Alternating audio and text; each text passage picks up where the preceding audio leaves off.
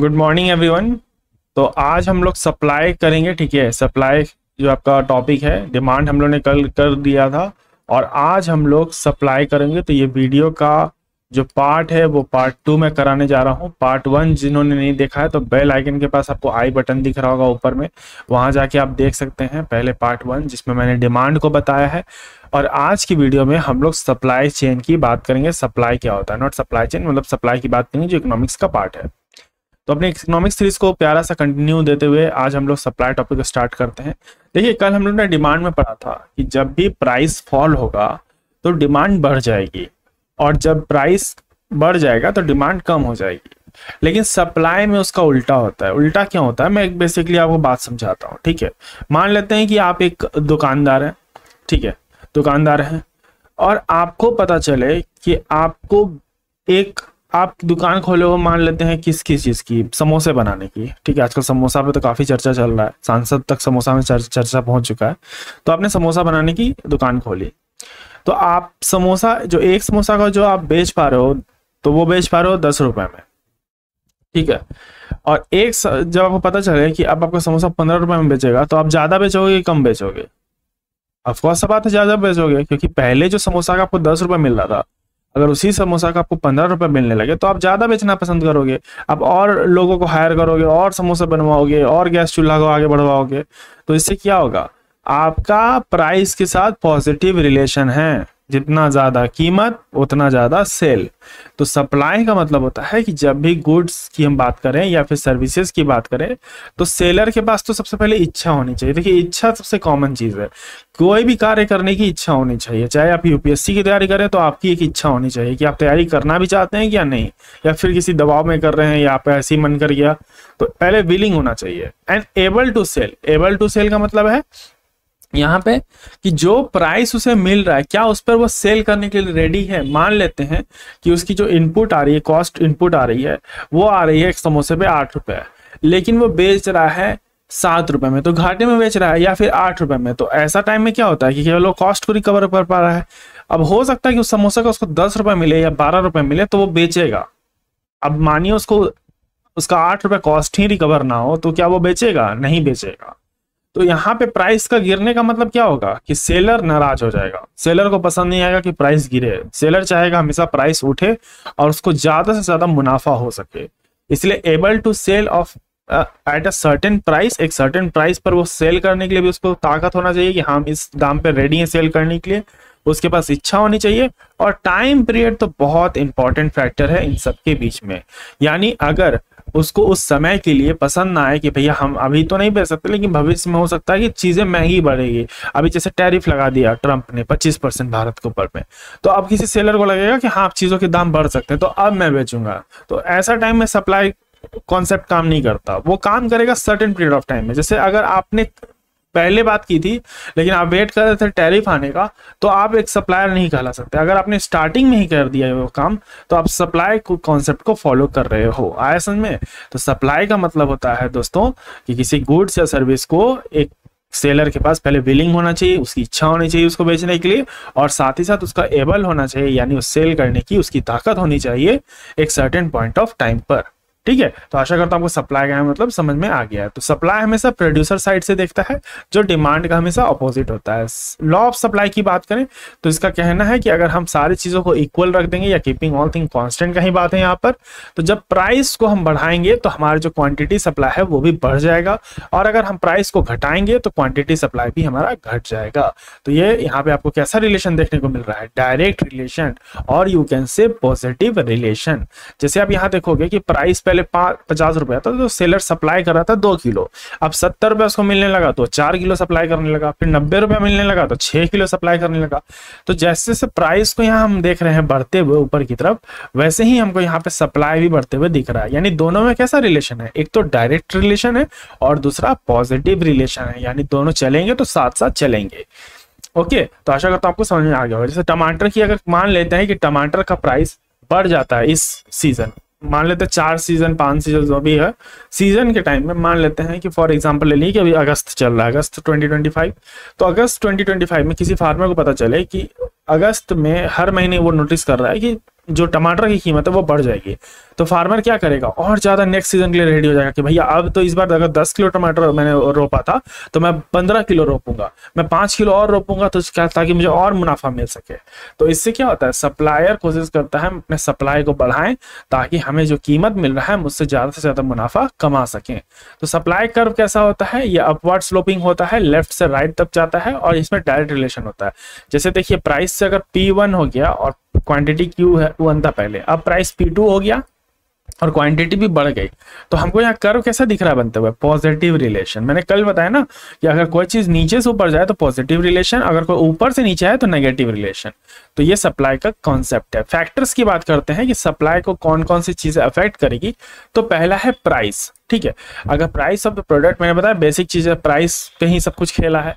दूसरा cost of production, जो अगर हायर कॉस्ट इनपुट मिल जाए, इनपुट कॉस्ट का हायर हो जाए, अब 8 रुपए लागत है भैया, 8 रुपए भी नहीं निकल रहे हैं और बिक कम रहा है, 7 रुपए में बिक रहा है, 8 ही रुपए में बिक रहा है, तो सप्लाई गिर जाएगी। तो इससे क्या हो गया, ये भी एक फैक्टर है जो इफेक्ट करता है। टेक्नोलॉजी तो टेक्नोलॉजी क्या है, टेक्नोलॉजी का मतलब क्या है, अगर किसी भी सप्लायर को अच्छा टेक्नोलॉजी मिल रहा है, अच्छे क्वालिटी का टेक्नोलॉजी मिल रहा है, तो उससे सप्लाई में इफेक्ट आएगा। फॉर एग्जाम्पल एक मशीन मैंने बैठाया, ठीक है, मेरी जेरोक्स की दुकान है, मैंने एक मशीन बैठाया, जब मैं जेरोक्स करता हूं तो उसमें 5 पेज निकलता है 1 मिनट के अंदर पे, लेकिन मैंने कल को एक नई मशीन खरीदी जिसमें 10 पेज निकलता है 1 मिनट में, तो मेरी क्या हो गई, सप्लाई बढ़ गई, मेरा टेक्नोलॉजी बढ़ाने से हमारा सप्लाई बढ़ गया, ठीक है।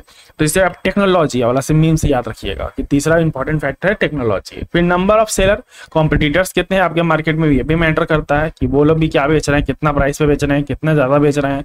गवर्नमेंट की पॉलिसी क्या है, ये तो बहुत इंपॉर्टेंट है आज के टाइम में, दैट इज टैक्स क्या है, सब्सिडीज क्या दे रही है गवर्नमेंट किसी सप्लाई के ऊपर में।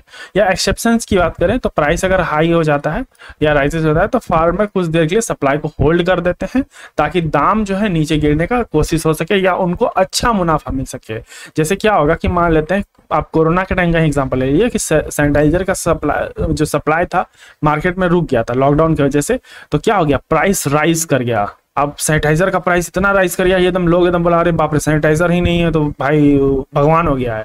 तो अब उसमें क्या हुआ, सप्लायर लोग क्या करने लगा, वो बोला कि अच्छा रुको, जैसे लॉकडाउन स्टार्ट होगा ना, खत्म होगा, वैसे तुरंत हम लोग सैनिटाइजर बना लेंगे। तो तरह तरह की कंपनी में आपको सैनिटाइजर, पहले सैनिटाइजर तो 4 को आपको मुश्किल से दुकान में मिलता था, लेकिन आप आज किराने स्टोर पर भी जाओगे तो वहाँ पर आपको सैनिटाइजर मिल जाएगा। तो सैनिटाइजर की सप्लाई इतनी ज्यादा बढ़ा दी कि सैनिटाइजर का प्राइस को नीचे आना पड़ा वापस से। तो ये एक एक्सेप्शन यहाँ पे रहता है, निकल के सामने आता है। अब एक देखिए आप समझोगे कि सर ये आपने जो कल हमें सप्लाई डिमांड में बताया, आज आपने सप्लाई बताया, आपने बताया कि सर जो डिमांड होगा जब प्राइस राइज करेगी तो डिमांड कम होगा, जब प्राइस घटेगी तो डिमांड बढ़ेगा। सप्लाई में आपने सर बताया कि जब प्राइस बढ़ेगी तो सप्लाई भी बढ़ेगा और जब प्राइस घटेगी तो सप्लाई भी घटेगा। तो सर ऐसे टाइम में हम मार्केट को कैसे समझेंगे, सर ऐसे तो फिर कोई सामान बिक ही नहीं पाएगा। देखिए आपका क्वेश्चन बिल्कुल सही है, इसका जवाब भी हमको इकोनॉमिक्स में मिलता है। कहां मिलता है, मार्केट इक्विलिब्रियम के कॉन्सेप्ट पर। मार्केट इक्विलिब्रियम क्या होता है, मैं एकदम एग्जांपल से, छोटे एग्जांपल से आपको समझाता हूं, पढ़ोगे तो आपको कंफ्यूजन हो सकता है। देखिए आप क्या करते हो, आप मार्केट इक्विलिब्रियम आप डेली उसका इस्तेमाल करते हो। कैसे, देखिए आप गए मार्केट, ठीक है, आपको लेना है टमाटर, मान लेते हैं टमाटर अभी चल रहा है 80 रुपए किलो, मान लेते हैं कुछ देर के लिए कि 80 रुपए किलो चल रहा है टमाटर, तो 80 रुपए किलो चल रहा है, तो आपको लेना है 1 किलो, लेकिन आपके जेब में पैसे हैं 70 रुपए। अब आप किसान वहां जो बैठ के बेच रहा है, फार्मर बिचौलिया जो बैठ रहा है, कोई भी बेच रहा है, आप उसको बोलते हो कि एक काम करो, मुझे भाई इसे 70 रुपए में दोगे 1 किलो तो लूंगा, नहीं तो नहीं ले पाएंगे। तो वो बोलेगा कि नहीं भैया 70 रुपए तो नहीं हो पाएगा, आप एक काम करो 75 रुपीज दे दो। फिर आपने दूसरे पॉकेट में हाथ डाला कि भैया कुछ 5 रुपए अगर मिल जाए तो अच्छी बात है, तो 5 रुपए आपके किस्मत से आपके लेफ्ट वाले पॉकेट में भी 5 रुपए था, तो आपने बोला ठीक है 75 में दे रहा है, मुझे 1 किलो लेना है, तो 75 रुपीज में मैं टमाटर खरीदता हूँ। तो प्राइस क्या था, प्राइस था टमाटर का 80 रुपए, ठीक है। आपकी डिमांड थी कि हमको 70 रुपए में 1 किलो मिलेगा तो मैं लूंगा, लेकिन आपके पास पैसे थे 75 रुपीज, तो फार्मर भी रेडी हो गया कि हाँ 75 रुपीज में मैं बेचने के लिए रेडी हूँ, मेरा कॉस्ट भी रिकवर हो रहा है, मुझे प्रॉफिट भी हो रहा है, और आपको भी लग रहा है कि भैया रेट कम हुआ है तो मेरे लिए भी फायदेमंद है, मेरा आना यहाँ तक सफल हुआ।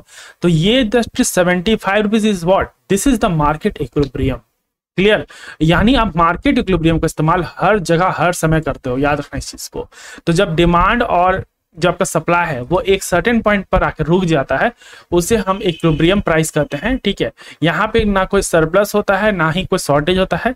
जैसे मानिए कि जो डिमांड कर रहे हैं वो ये रहा और जो सप्लाई कर रहे हैं ये रहा, तो सब दोनों मिलके एक जगह बैठे, जैसे मैंने अपने मंडी के एग्जाम्पल समझाया, और आपने तय किया कि भैया मुझे 75 रुपीज में ही 1 kg टमाटर खरीदने हैं, तो सप्लायर भी रेडी है कि भैया ठीक है चलो 5 रुपए कम आएगा, मेरा भी माल निकल जाएगा, हमको प्रॉफिट भी हो रहा है, हमको कोई दिक्कत वाली बात नहीं है, तो 5 रुपए का डिस्काउंट ही दे दो। तो ये क्या हुआ, this point is known as market equilibrium. इसका इस्तेमाल पूरे इकोनॉमी में हम लोग करते हैं, ताकि हम जब भी कोई चीजें महंगी हो जाए तो वो ज्यादा बिकने कम बिकने लगती है, कभी सस्ती हो जाए तो ज्यादा बिकने लगती है, तो ऐसे इकोनॉमी में डिस्टर्बेंस चलते रहता है। लेकिन हम मार्केट इक्विलिब्रियम का जब इस्तेमाल करते हैं तो हम अपने प्राइसेस को थोड़ा थोड़ा या ऐसा इंक्रीज करते हैं या डिक्रीज करते हैं जिससे कस्टमर को ज्यादा दिक्कत ना हो।